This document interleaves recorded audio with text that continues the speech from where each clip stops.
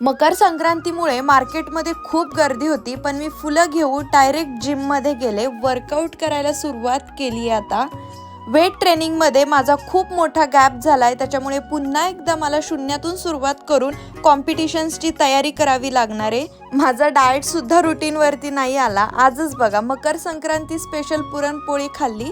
Mummy व्यवसायाला गेलेली, तोपर्यंत मग मी आवरलं. आणि ब्लॅक साडी म्हणजे मॅन्डेटरी यार संक्रांतीला. मी ओरिजिनल फ्लॉवर्स वरती फुल फिदा आहे. नेहमी घरात फ्लॉवर पॉट मध्ये खरी फुलं ठेवल्यावरती मला वेगळाच आनंद मिळतो.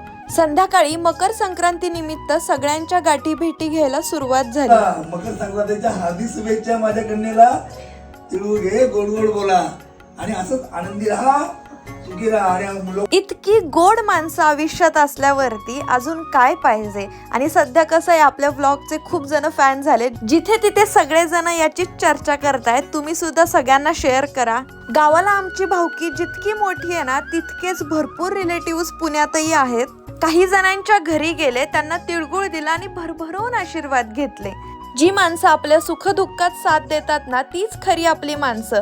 मग ती रक्ताची नाते असो किंवा नसो. रात्री 11 वाजेपर्यंत आमचा हा सगळा काही प्रोग्राम चाललेला. गावी नसल्यामुळे पतंग उडू शकले नाही, त्यामुळे फक्त फोटो काढला. तर कशी होती तुमची मकर संक्रांत कमेंट मध्ये नक्की सांगा.